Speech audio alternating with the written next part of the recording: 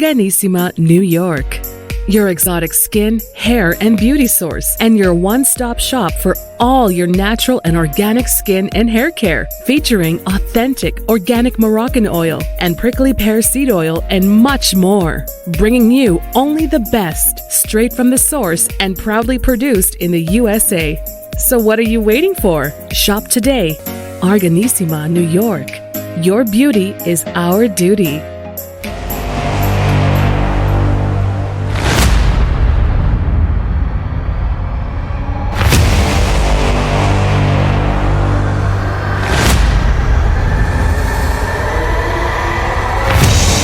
Folks, welcome back to the iHealth channel, iHealth Radio, with your host, Hurricane H. New day, new show, awesome topic.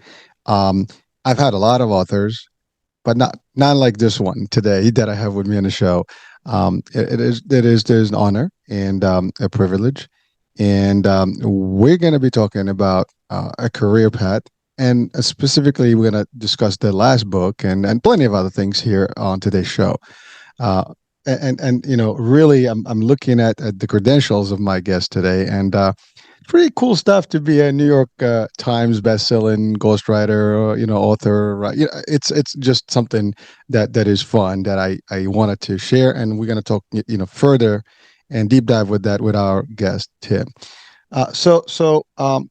Welcome, Tim, to the show. How are you today? I am good, man. Thanks. How are you? I can't complain. I'm excited. We're here. We're gonna, have a good time. I mean, I was looking at your stuff and your work. Your last book is obviously something that you did on your own. This is yours, and I think you have a co-author, and we're gonna talk about that.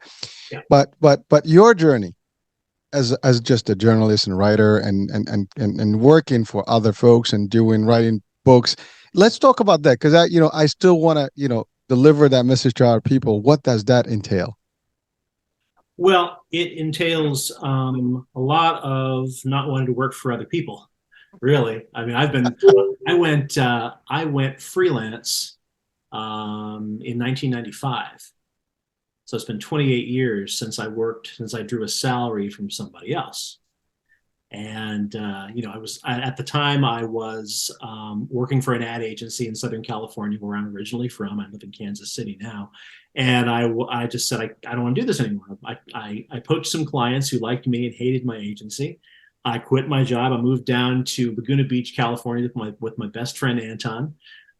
We rented the lower half of a duplex beneath an Irish couple who were drunk pretty much 24/7. We grew our own weed, and I started writing for myself.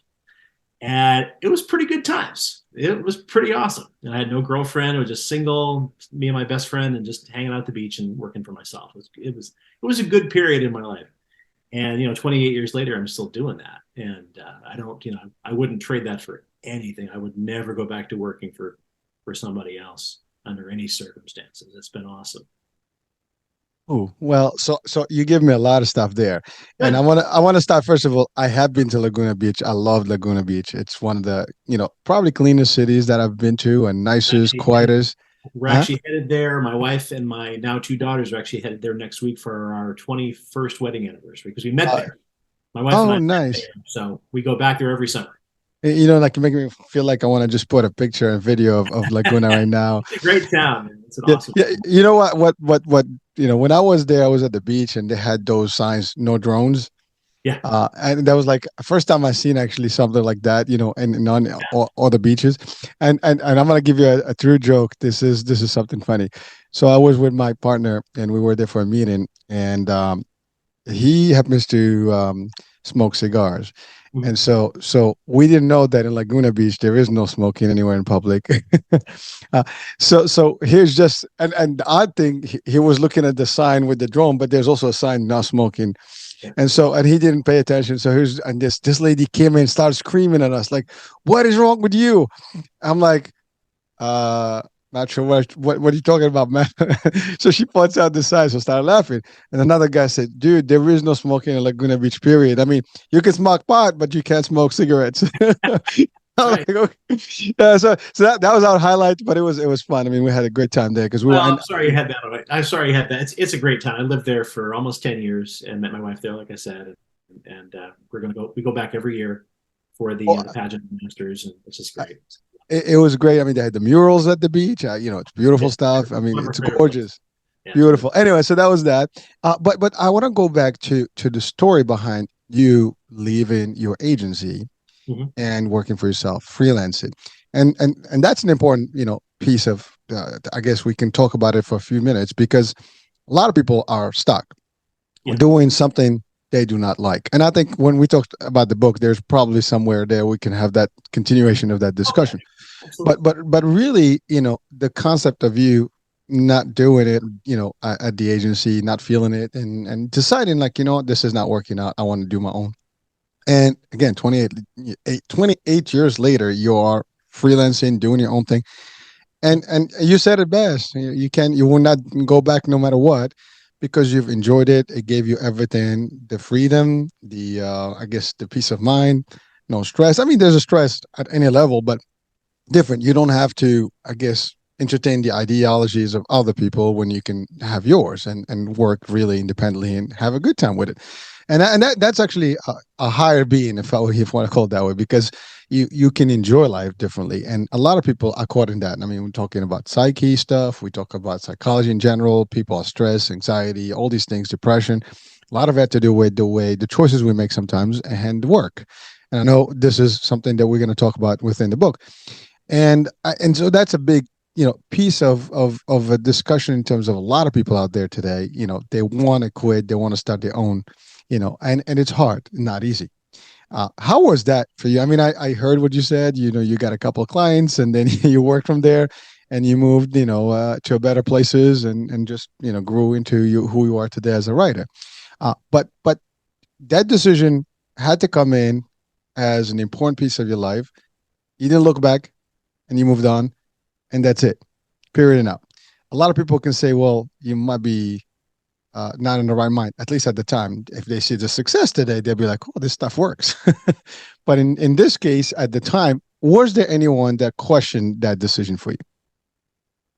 No, not there wasn't any. No, it was absolutely nobody who thought it was a bad idea.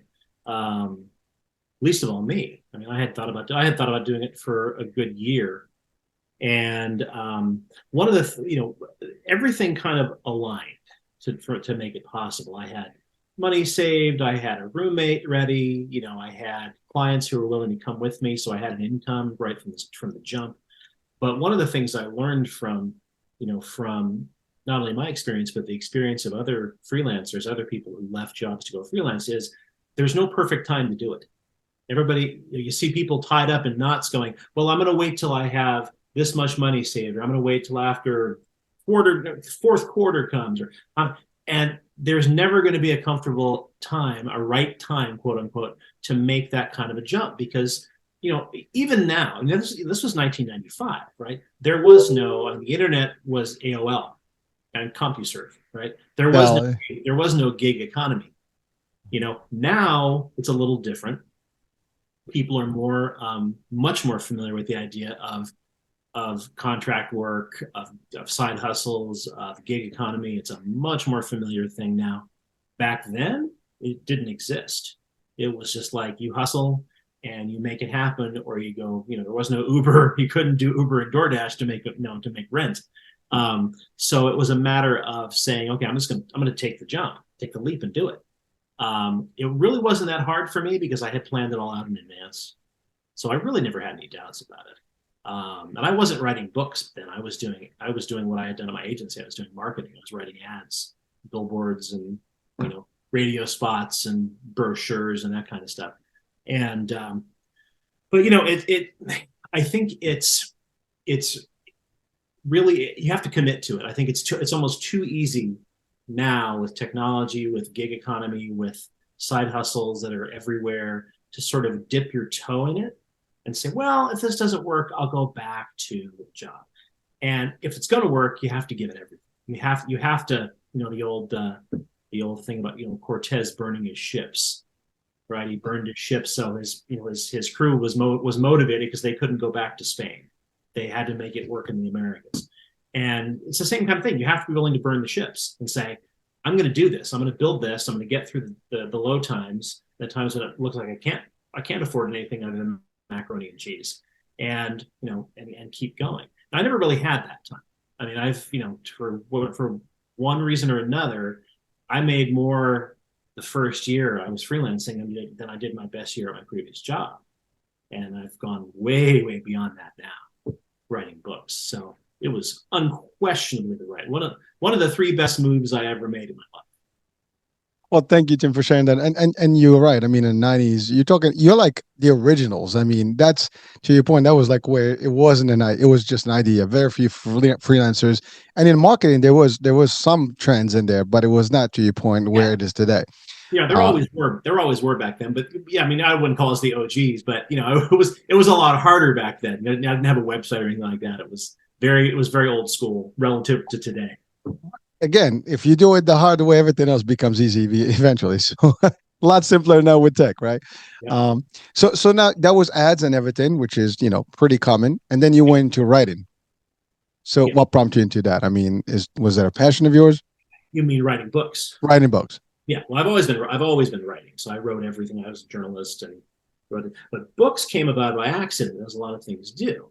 So in 1999, I got a call from a client of mine I'd done a bunch of marketing work for, and he said, "Hey Tim, could you write me a book?" He had a branding agency at the time. He wanted me to write a book about his philosophy of personal branding, and I said, "Absolutely, Peter, I can write your book." And I hung up the phone and went, "Oh crap, how do I write a book?" Because that's what you do, right? Opportunity comes along, you say absolutely yes, and you hang up the phone, you have a panic attack, and then you figure it out, because that's how you move forward. You find a way. And so I wrote that first book. It was terrible. I think it was terrible. I probably don't have a copy of it, but it had my name on the cover. I had a with Tim Vandehey credit, and he sent it to me when I was traveling in Rome, and all the Italian girls thought it was really cool that I had a book with my name on the cover. So that was, there's some benefit to that. There was a bonus, right? Yeah, but that's, I did 3 books for that guy, for Peter Montoya, and the third one did really, really well. It was a bestseller in Japan or Korea, I forget. It's been a while. And that third book got a lot of attention because it did very well. It got great reviews and so on. And that got me an agent, and it got me a couple of bigger projects, and things kind of snowballed. And by 2005, I think I was able to say, yeah, I'm going to dump the marketing thing. I don't need to do that anymore. I'm just going to ghostwrite books for people. Because at that point, I was getting offered 2-3 projects at a time. And I'll even now today, I'll write 4 or 5 books in a year, honestly. So at various stages. So yeah, I've never not been busy ever since then. I've written more than 65 books now, up to date. So. Wow. I mean, listen, it's a long run, but quite an achievement. I mean, that's a lot of books. I mean, it's pretty intense. And I love the story that, the first book is always going to be the first book. I mean, it might not be the best, but it is the best at the time when you wrote it, I mean, ultimately. And then we learn from that, like everything else. But I love what you said. I got a client, they want it, I can do this. I'll figure this out. That's your mind, and then you make it work, and that's really something also to teach audiences all over the world, is that sometimes you gotta leap. You gotta do it. And you have a way. You gotta find a way. You're gonna do this, but people hesitate. Oh, you know what? I don't think I can do this, and then they lose the opportunity, and that's the opportunity that may have opened a huge door. In your case, that was it. I mean, that was the new world for you. Yep. But many people sometimes don't see that window of opportunity, or they just, think that's going to be too much wind from there, and they're just lying down and it's over. And then they just collapse on themselves. And so it's an important, folks, if you're watching and listening, this is real life scenario of someone who's got a humongous success doing what he's doing. But had he not taken that particular point of life, event and opportunity, things could have been different. We don't know, but he didn't. He actually made it happen, and that's what matters. So that means we can all do that. And again, that's just something that I wanted to throw in there for people, because it's important to send these messages every now and then to reinforce that. I think that's absolutely valid. I mean, one of the things that I've seen, I've worked with a lot of creative professionals over the years, other writers, artists, musicians, photographers, all different kinds of composers. And one of the common things I've seen with a lot of those people is they might be super talented creatively, but they are not aggressive about the business side of their careers. They don't go after opportunities. They don't aggressively self-promote. I think maybe they think it's unseemly, or it shouldn't be necessary, or, oh, real artists don't promote themselves. Well, I'm sorry, but the greats wrote for a penny a word. Dickens wrote for magazines. O. Henry wrote for a penny a word. That's always been the case, that great artists had to promote themselves in order to be able to make a living doing what they do. And I just kind of got a natural knack for it, I guess, and probably my marketing background. But that's one of the I'm starting to build a coaching practice for ghostwriters now. That's something I'm going to probably launch in 2024, coaching other ghostwriters on the career side of things. And that's one of the things I tell them is you have to be your own best advocate. And that's true of any profession, really, especially if you're an independent contractor in anything. Sales, doesn't matter. You have your own dental practice, doesn't matter. If you're on your own, you have to be your own best advocate. You have to be aggressive, get out there and create opportunities. And that takes, honestly, a lot of belief in yourself, but also a lot of willingness to say, like when that client asked me to write the book, I didn't know what the hell I was doing. And I just said, you know what, if I screw it up, I'll apologize and fix it. That was my thought process. My entire thought process, I'll figure it out. If I screw it up, I'll apologize and then I'll fix it. Nothing more complicated than that. It was, oh my God, do I have the ability? I didn't let that self-doubt creep in or anything like that. I just thought, you know what, I don't have to be perfect. And it wasn't, but it got done. And if I hadn't done that, as you said, I probably wouldn't be where I am now. Again, I mean, you have to get into the trenches somehow, and you have to believe in yourself. And I love what you said. If it didn't work out, you can always rewrite it. Yeah. And so, yeah, I mean, you get the feedback, you work it, you have time, you can make it happen. That's not an issue. And by the way, I love what you said about that you're going to the coaching business to teach others, how to get into that stuff. And it's funny you said that about being your own advocate. This is a true story that happened to me. I'm always self-promoting, my brand, if you want to call it that way. And you're supposed to have a brand in general. I was on LinkedIn, and this guy just brought me on a post, overreach. Yeah, and I'm like, so I kind of neglected that comment. I didn't pay no mind. But I've always wanted to actually bring that on the topic, because guess what? This was 3 years ago when I started. 3.5 years ago when I started. And guess what? Overreach does work. It's marketing 101. So as a message, you overreach, and if you don't like it, I mean, too bad. You can just, scroll down and up, as I always tell people. You don't have to take my content. But in order for me to get to people, you got to have to do this over and over. And yes, you're going to get rejections. You're going to get all those things. But you have to believe in yourself. And that's actually exactly what I'm getting from you, is that you believed nothing else mattered, and you had to do it, and you pushed it. And I love what you said about the business part of things, because you're right. There's the creativity part, and a lot of people are geniuses, and they do the best thing. But if they don't market themselves, no one knows what that happens. And they need to get into that side of the element of the business and promotion and things like that to get in front of people. And you're right. Yeah, it could be difficult. Not everybody has that drive, but with some help, it can happen as well, or guidance. Coaching is a great thing. And I love what you're going to be doing, because I think that's going to elevate that. Now, I want to ask a question. I get it, but for our audiences, you keep stating the word ghostwriters. Now, just for our audiences, can we define that? Because some people's like, is this like a ghost story, or I'm just being funny about it? No, sure. A ghostwriter is someone who writes any material, not necessarily just a book, but any material that someone else takes credit for. So there are ghostwriters in music. There are a lot of ghostwriters in the rap and hip hop world who write rap and hip hop lyrics. There are speech ghostwriters. That's not as commonly thought of as ghostwriting, because most people know, let's say, Joe Biden doesn't write his own speeches. In terms of what I do, it's ghostwriting books, and there's a lot of that. Go into the bookstore, you look for books by people who aren't famous as authors, politicians, movie stars, athletes, etc. I would bet that at least maybe 2/3 of those books were written by a ghostwriter. So that's someone who is probably not credited, might be credited. I've been credited sometimes. I get a with Tim Vandehey credit.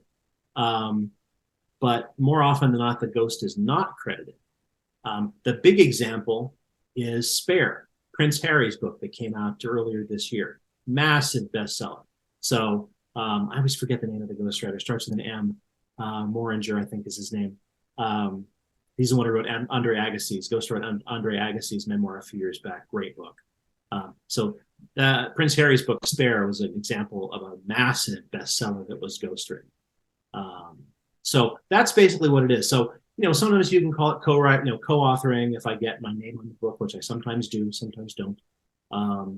But basically, it's I come in, or any ghostwriter comes in, learns about the author, does tons of interviews, background research, etc., puts together the book and writes the book, and more often than not, does not get credit for the book. So it's something you have to that you can't love to do if the credit is the only thing, which obviously I've been doing it for a long time, so it doesn't really bother me. It's nice to get credit. There are books that I've done that I'm glad I didn't get credit on because they didn't turn out the way I wanted them to. So just as well. So it has both benefits. Like it works both ways, right? But you're right.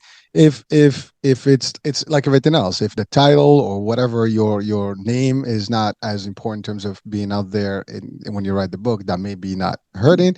If it's important, that could be a challenge for someone that wants to actually have their own signature and book and name. Well, what I tell people is there's nothing stopping you from doing both. I mean, when I wrote the book we're going to probably talk about later, Swipe, the one that I reached out to you about initially, that's got my name on it. But I've also written, a bunch of other books while that book was being written. That no one knows about. my name on them. Some do. There's a few that do. Lately, I've been in a stretch where I'm purely a ghostwriter. I'm invisible. But that's okay. That's that's it. It's kind of like when you hear you go to the Academy Awards and you hear people give their thank you speeches. When they win the statue, and they really talk about how important it is they're recognized by their peers. Mm-hmm. That's what most of us really care about. We know that authors and agents and editors and publishers know that we do great work in the ghostwriting community, and if the average person reading the book doesn't know that, that's all right. I mean, I've had my name on New York Times bestsellers before that I wrote. Didn't change my life one bit. So, it's people go, oh, cool, your name's on a New York Times bestseller. And that's pretty much the end of it. And then they go on to the next thing. It's not like that changed, that's changed my life in any way. Oh, hold on, Tim. It is a big achievement. And, It is. It's something to recognize. That's why I start with that. I think it's something that you want to, literally just give as the due for it. I mean, you really give the credits for it. No question. It's your sweat and brain in action. It's being recognized. I mean, recognition is an important piece of life. Sometimes, I mean, you may not want a lot of it, but when you do a great work, you want at least to see a fruits of that work, and some level of respect that comes with the. Like I said, in the industry, people know the work that I do. And I can talk about it in the industry. It doesn't necessarily appear on the cover, but I can tell agents and publishers and editors that I've done this book and this book and this book, and they know that I'm legit when I say that. And that doesn't matter what their name's in the book or not. They know that I've worked on that book because everybody knows everybody else in that community. So Tim, I this is probably a question. I don't know if someone asked you this question, but it's becoming a more common topic of AI. Mm-hmm. And replacing different industries. How does that work in the case of ghostwriting? I mean, I can write a lot of things. I mean, you can just give it a topic and it can go crazy, right?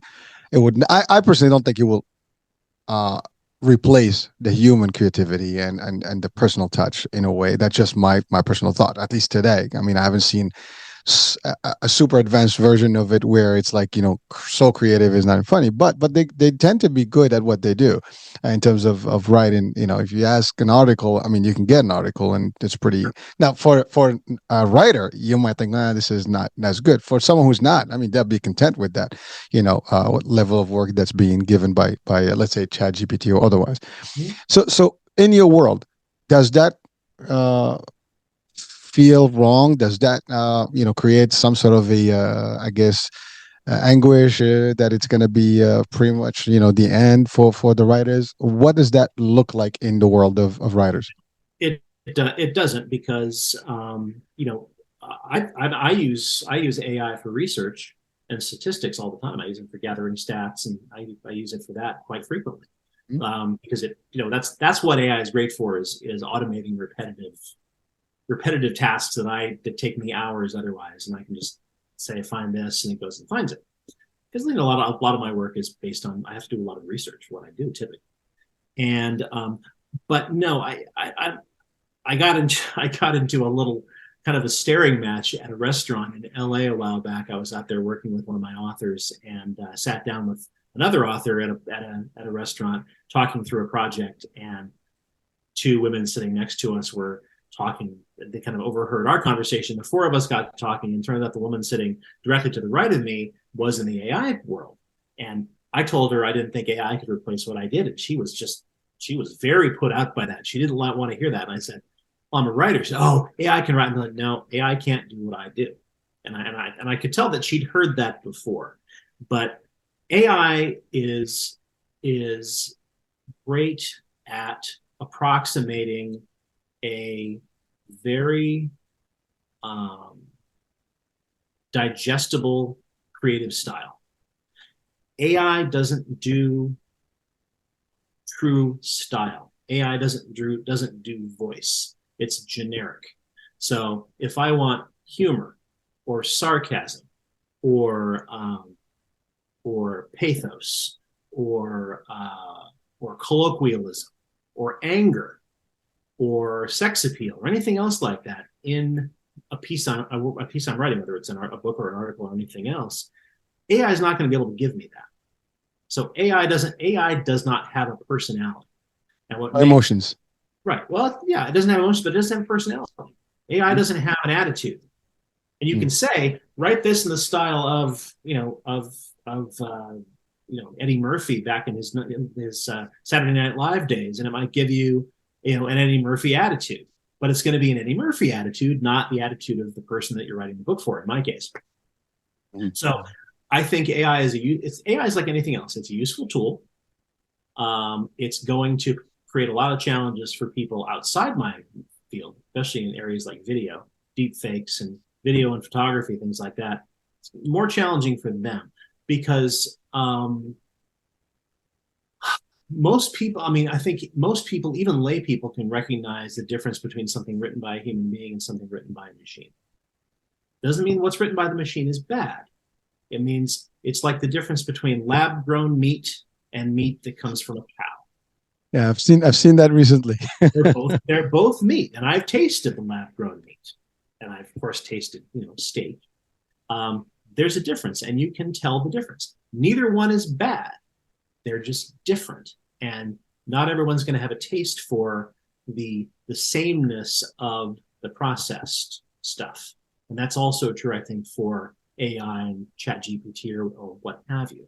So there's a human factor there in terms of personality and voice and style that I don't think AI can duplicate. Will it someday? I don't know. It might put me out of a job, but by the time it gets sophisticated and put me out of a job, I'll probably be retired. Well, yeah. Well, first of all, thank you, Tim. I love your view of it, because I tend to agree personally to it, because you're right. There is, your charisma, your person, your feelings, all that reflects in your writing. Even if you're doing it for a particular topic or based on somebody else's story, right? You're still going to put a lot of that personal touch, which, to your point, AI may not have that. It will give you generic stuff that it learns, from everything else. But again, it may not be, because this is going to be all new anyways. It's a new concept that you're putting together. It hasn't learned it yet, so it might not be. Maybe in the future it could duplicate it, but it would not be original, not be the authentic, version which you would have. So I agree with your concept, but I needed to ask that question because it's becoming a topic of the hour. Everything is like AI, and I use it too, and I love some of the functionality. I hear it a lot, and I think a lot of the hype, a lot of the talk is hype. It's pure hype. It's people freaking out over something they don't understand. I've worked with people who are in the field. I've worked with people at MIT. I've written books for people at MIT, and they all say the same thing. It's going to be great. It's going to change a lot of industries. It's not going to be Skynet. It's not going to be the matrix. Don't worry about it. It's not. Now, is it going to change some jobs? It might take away some jobs. Maybe.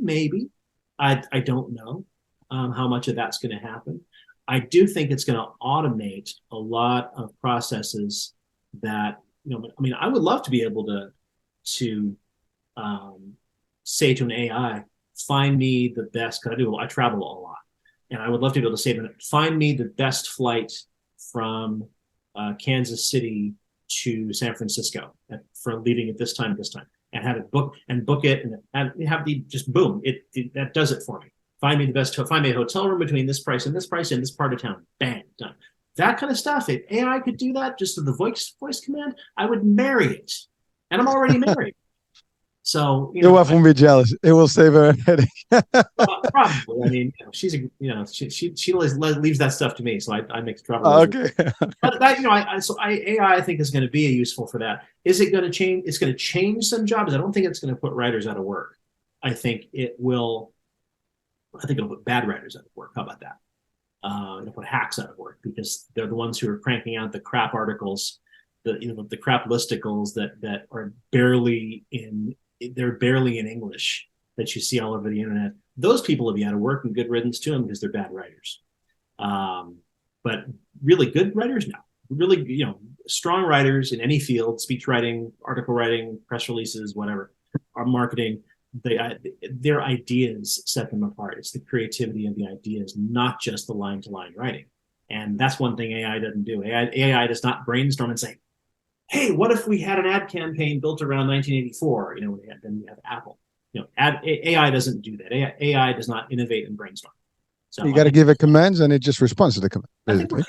You teach it information, and it spits out. It accesses information and spits it out of the context that you give it. Perfect. All right. Well, so enough on the AI side, but thank you. I mean, I think that's pretty, awesome response in terms of that. So at least if there are any authors out there, writers out there, rest assured you still have your signature, your flavor is going to be there, and AI is not going to change that flavor for you. So now let's talk about Swipe, the book. Yeah. What prompted you to write the book, and then let's dig in a little deeper on it, because it's got a lot of good nuggets to potentially change lives. Right. Okay. Thank you for asking. So Swipe, subtitle is the science behind why we don't finish what we start. I forget the subtitle of my own book.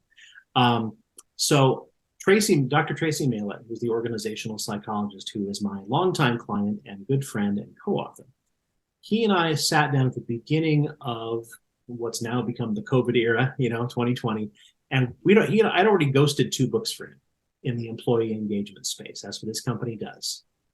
They help companies they help other companies get their employees more engaged in their jobs. And we were going to write a 3rd book about employee engagement from the employee side. Why do employers do all these things? Why don't employees choose to engage? And the more we looked at it, let me back up. So we started to look at a model, an informational model, and a metaphor based on the idea of swiping on a smartphone. And that the idea was changeability, distractibility.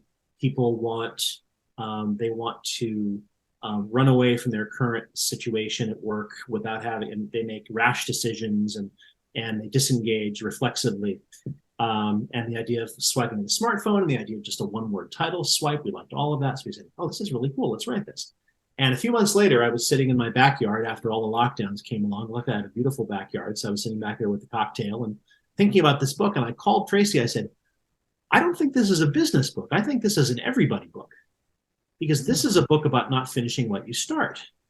This is not just a book about engagement and career. This is a book about people who have aspired to do everything from write their first book, to get in shape, to save money, to run their first marathon, etc., and haven't been able to do it, and can do it, tried over and over and over and over again, are never able to finish and have massive regret because of it. In the business world, it's also about people who disengage from their work, quit their jobs, and never fully realize that they're leaving opportunities on the table, because by the time they realize I probably should have stayed, they're already gone. And so we said, this is a bigger book than what we initially actually had in mind. And so that was the book that became Swipe. We started to look at the neurology, the psychology of why people repeatedly start to pursue a goal that they truly want to achieve. Personal goal, artistic goal, financial goal, relationship goal. And as soon as they become uncomfortable with the pursuit of that goal, they do what we call swiping. So on the smartphone, it's the idea is that you can just tap or swipe a screen and you change your experienced reality in that digital realm.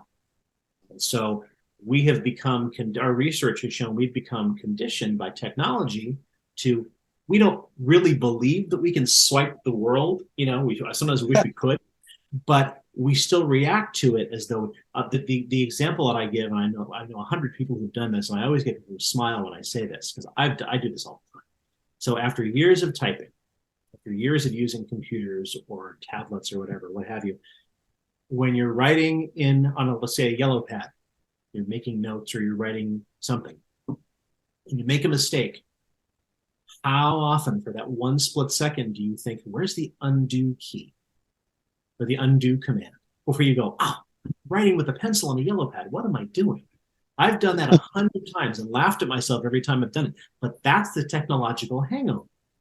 That's the hangover that makes us for just a split second think, oh, if I don't like the reality I'm in, technology will just let me change it. I can change it immediately. I can change it back.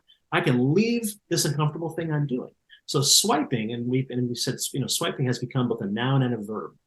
So to swipe is to reflexively, instinctively hit the eject button on an uncomfortable circumstance where you're trying to do something that we have never done before.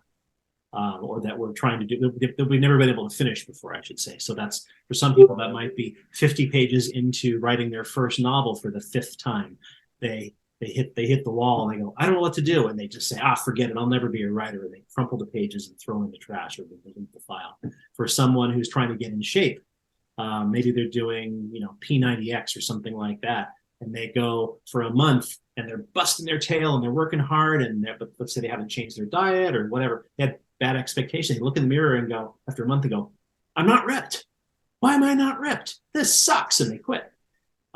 That happens all the time. It's a universal phenomenon.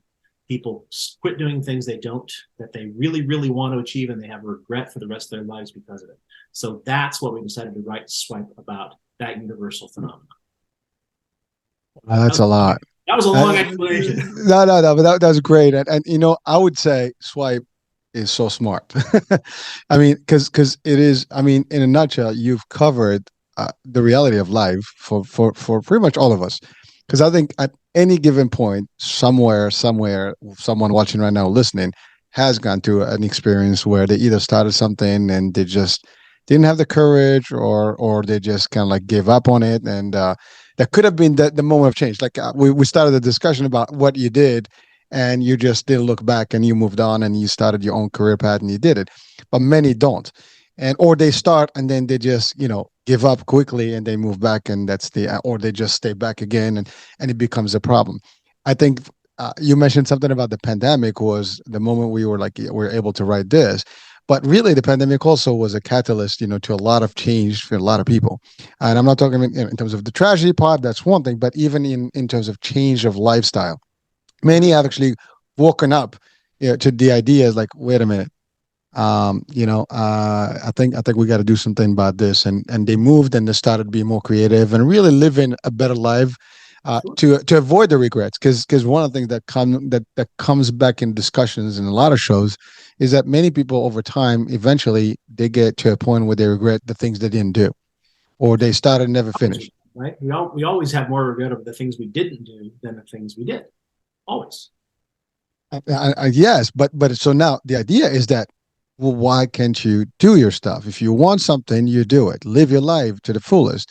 I had a show a couple of years ago with a guy from Australia. He's known as the bucket list guy, and you hear the bucket list, you think about like the things we do when we're ready to depart this world. He actually reverses to the idea it doesn't have to be at the end of life where you start thinking. it's what you do today. You have your commands for the day, for the week, for the month. I want to do this and I want to do it. And this is a time frame. And you make a change in life where it's happening now, not later.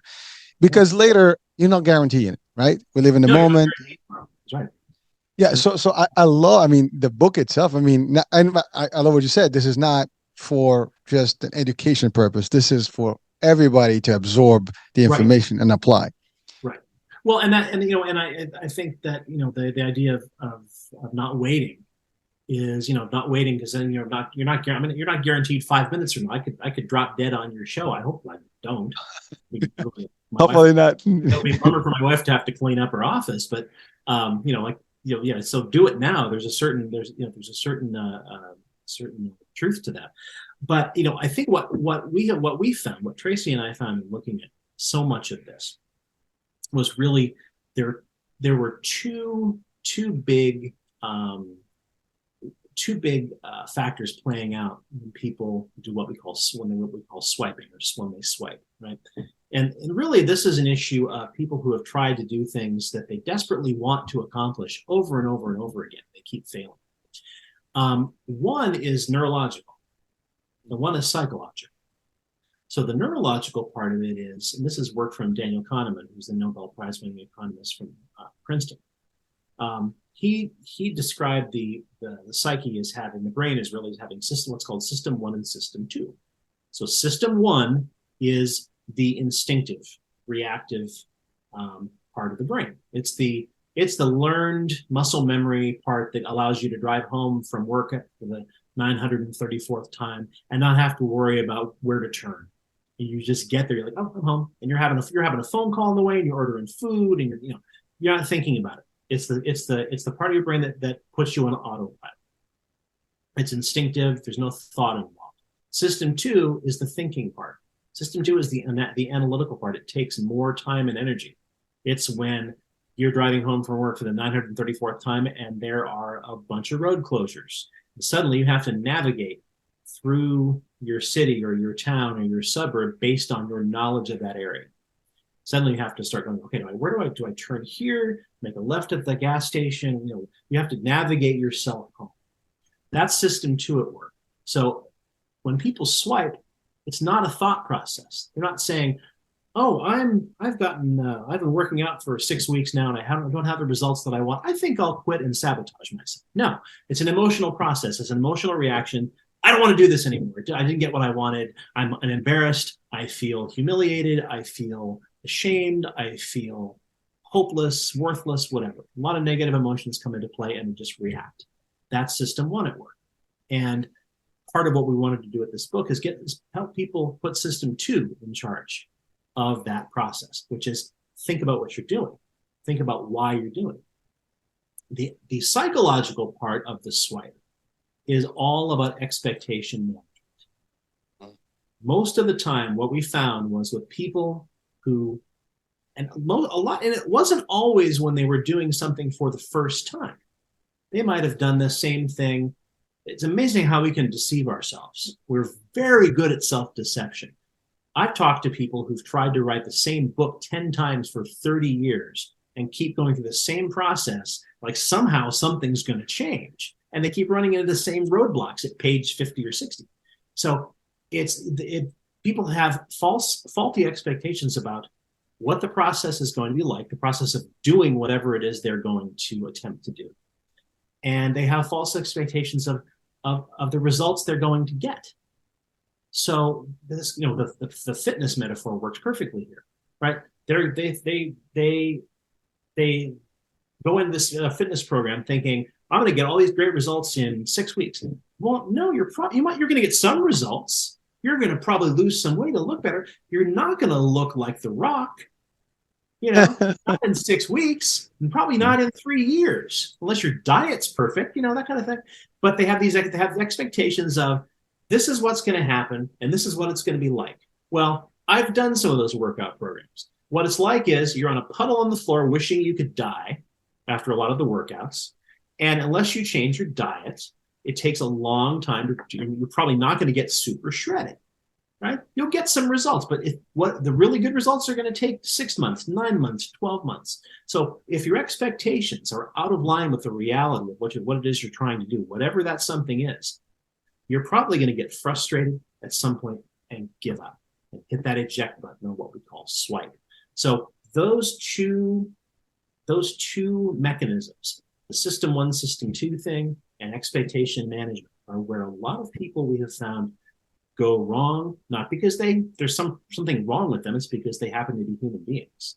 And they're reacting, and they're reacting emotionally, and they're reacting based on expectations that are bad.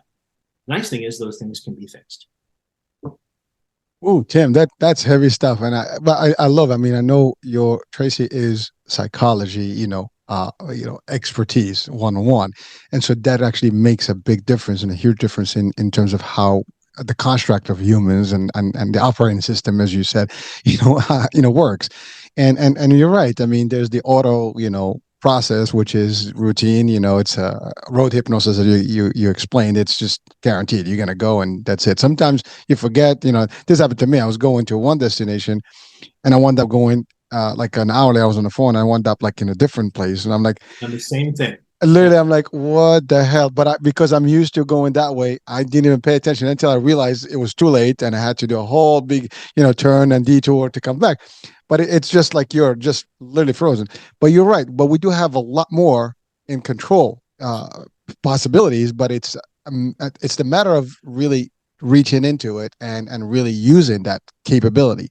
And you're right. Sometimes if you set the wrong expectations, or at least your expectations are not managed properly, you will wind up in a dead end and maybe like, this is it. I can't do this.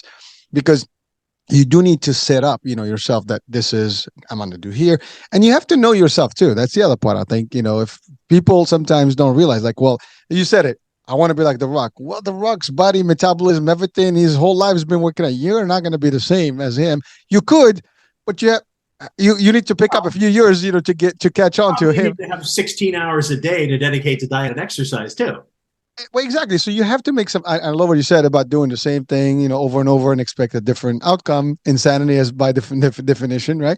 So it's those are real facts, and it's the sad thing. I think we all know these things somehow, but we're still for, we fail at them because I think people are now watching, listening, like, well, I know that. What are you telling me different? We're just saying that you're saying that the research shows that a lot of people get to that and they eventually do the swipe business and they just kind of reset or stop whatever they're working. Well, the thing that we're trying to point out here is that a lot of the damage from swiping, apart from missed opportunities, comes because people blame themselves for doing it. There's a lot of self-recrimination. There's a lot of blame. I suck. I'm worthless. I'll never be a writer. You know how many times I've heard someone say, I'll never be a writer? I don't have what it takes to be. Maybe I'm not a real writer. A lot. And what we're doing is we're blaming ourselves for being human. We're blaming ourselves for getting into something the first time out of enthusiasm. There's nothing wrong, by the way, with trying something for the first time. I want to write a book. Okay, I sit down, open my computer, and just write with no plan, just out of sheer kind of balls to the wall enthusiasm, and then having it be not so good. There's nothing wrong with that. There's nothing wrong with trying it the first time and having it be a flop, because that kind of exuberance should be rewarded, or at least it should be celebrated. Give it a shot. Now, I wouldn't say do a marathon over that way because you're going to hurt yourself. But if it's composing music or something like that, why not? The trick is, though, if you fail, don't internalize it. You fail because of how your brain works, because we are naturally disposed to run away from discomfort. We are naturally disposed to run away from danger and seek comfort and seek predictability, right? And we are naturally disposed to have expectations. If you don't have information, if you didn't talk to somebody and say, okay, you're a personal trainer, how long do you think it's going to take for me to get results, and what do you think I can expect in 3 months, 6 months? Okay, if you don't do that, well, of course you're going to have faulty expectations. What we do is we fail because we swipe, because we're frustrated, because we're emotional, and we blame ourselves for it. And so what we do, we go back and try the same thing again and again and again, and we don't change anything. And we do that in some ways as a punishment. You're going to do it the same way this time, and you're going to get it right this time. It's almost like eat your vegetables, young man. Where we go back and so if I want to write my screenplay, I'm going to go back and do the exact same thing when I failed the first time. Okay, maybe once I can see that. But by the time you come to attempt maybe number 5, you need to change some things, change some of the conditions of the experiment, change when you're writing, where you're writing, change the music that's playing, change your subject matter, go to a seminar, read a book on screenwriting, change some of the fundamentals of the experiment. Rather than, I think people honestly do that. They go back and do it the exact same way because they are punishing themselves for having failed, for having swiped. This is a punishment.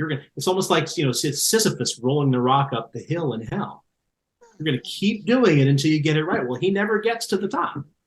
He just keeps rolling the rock and it rolls back down, and he tries to push it up again for eternity. And I think that's what we do, is we blame ourselves instead of saying, this is a normal thing. One of the key reasons we wrote the book was to illustrate that this is a phenomenon that can be explained, it can be predicted, and it can be addressed, and it can be fixed.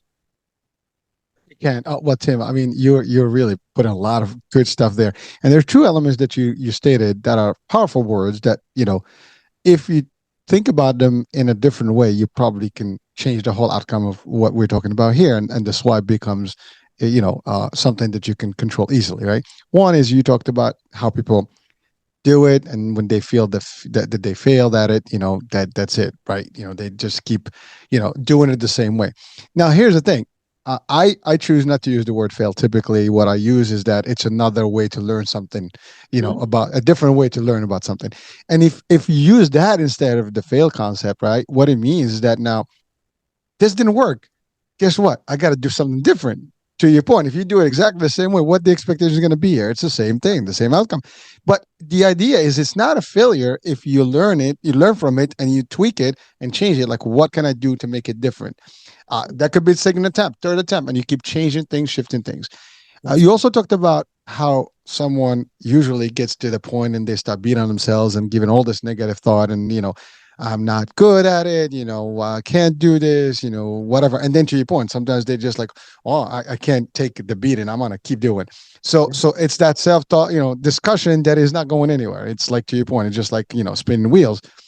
But if you start thinking positive, again, switching the concept, like, all right, well, roadblock, I can't figure this out. Well, maybe, what am I doing wrong? See, I use that technique personally. Like, I get to a point like, wait a minute, how do I solve for this? There's something I'm missing. Where did I? And then I step backwards. Literally, I look at what did I do, or didn't. And then, or if not, I'm going to learn from somebody else, what they're doing different. And maybe I'll pick something from them that I can adapt to my whatever I'm doing, and it changes the dynamics. And so it is a concept that can be done. As I love what you said, the book is really to tell people that it can be fixed. This is not the end of the line. We all have the ability to maneuver through this and do what we have to, what we love, and still achieve things. So I mean, so now the book is available, I'm assuming, right? Already. On Amazon, and it's available in the usual places. Usual places. Okay. I love it. Now, I will have the swipethebook.com, website, on the description of the show, so people can reach out. Now, just as I know we're just about the end of time. I know we've talked about, our time restricts here, let's just, maybe share with the audiences, 2 or 3 top, I guess, nice messages that you can leave them with, based on your research. You from the book, you mean? From the book, yeah, because I mean, you did a lot of the work, to get to the book. So I'm from the book, or outside the book, actually. Oh, fine. I think one of the really important distinctions to make is that there is something that's sort of adjacent to swiping, but is not a swipe, what we call tapping out. Tapping out is when you deliberately leave a situation or in the process for reasons, for good reasons, valid reasons, because it's harmful to you, such as leaving an abusive relationship or something like that. The gymnast Simone Biles, who was actually in the news today because she says she's returning to the competition, she's a good example of a tap out. So a tap out is not a swipe. A swipe is reflexive. A tap out is I am making the conscious decision to walk away from this. She, in the 2020 Olympic Games, she quit in the middle of the team gold gymnastics competition because she said she had what they call the twisties, which is where she had lost her ability to perceive where her body was in space. And she was worried about her mental health and her physical health. And she walked away. And that was an affirmative action in her benefit. And people actually, people applauded her for it. That's a tap out. So tapping out is not the same as swiping. So if you're in a bad situation, tapping out is a completely appropriate thing. That's one thing I can leave people with. We've had that question since we wrote the book about, well, should I stay in an abusive job? No, it's not the same thing. A second thing would be another key way for people to really move forward with these pursuits where they have fallen short and swiped multiple times is to also, apart from looking at their expectations, look at your motivation. Why are you attempting to do this? Why is it important to you? Is it something that, I know, I keep going back to writing because it's what I know, but I have talked to 100 wannabe writers trying to get that first novel out who didn't even like writing fiction. They just thought that, well, writing novels is what writers do, right? No, there are 40 other ways to be a professional writer. You don't have to write a 120,000 word novel. So their motivation was not here. It wasn't even here. It was sort of, I want to impress this kind of nebulous audience of not even sure who. So if you don't want it for the right reasons, you're not going to do it. I think that's true of almost anything. And I work with people all the time who got where they were after a bunch of falling short because the stakes were higher, because their back was against the wall, because something happened where they got into a business where they said, I want this more than anything else right now. That's what I want. So looking at motivation is absolutely key, apart from looking at expectations. If you can nail your expectations being correct and your motivations being pure and true to what you want in here, then good odds are good that you're not going to swipe. And the third thing is be nice to ourselves. Be kind to ourselves. We are so, we all do this. That's one of the reasons we wrote the book is because failing to finish what you start, failing to engage with your children, with your spouse, those are universal. We all do them. We all don't engage the way we should from time to time in something important. And when we do that, it's important to be kind to yourself, to accept that, okay, you fell short this time. It happens, you're human. This is maybe why, or maybe you don't understand why. Take some, it may take some investigation of your motives and motivations and things like that. But we beat ourselves up a lot for failures that are due to things that are not necessarily in our control. So rather than that kind of spitting that kind of venom at yourself, be kind, be understanding. Say, okay, I'll do better next time. Can't go back. All you can do is learn from what you did. I'll do better next time. I'm going to do this much better next time. I'll get this much farther next time. And I think that might be the most important lesson of all, just self-compassion.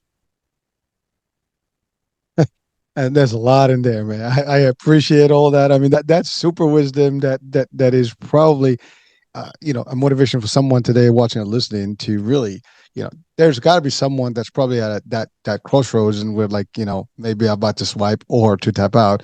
and this could be the nugget that's going to change that moment and hopefully get them a restart or refresh and re-engage in whatever path they are. So thank you so much, Tim, for today. I mean, time flew as they say. It was just like quick hour, but a lot of stuff in this hour. And first of all, thank you. And although Tracy is not with you today, but thank you, Tracy, for bringing the knowledge and the psychology into the book and sharing this piece, together with the world. It's definitely something to take to heart. I will definitely promote as much as I can, because I do believe in the message in the book and what it can do to people. And um, that's it. Tim, thank you so much for being with us today. It's been true, again, honor and privilege with you having, this discussion. The honor is mine. I really appreciate it. It's an absolute pleasure to join you. Thank you, sir. And folks, there you have it. I hope that this hour has been positive, and really full of good stuff that's going to make a difference in your life or the lives of someone you know. Share the wealth, share the love, share the information, share the knowledge. I'm Hurricane H. We'll be talking soon. New day, new show on the topic. Bye for now.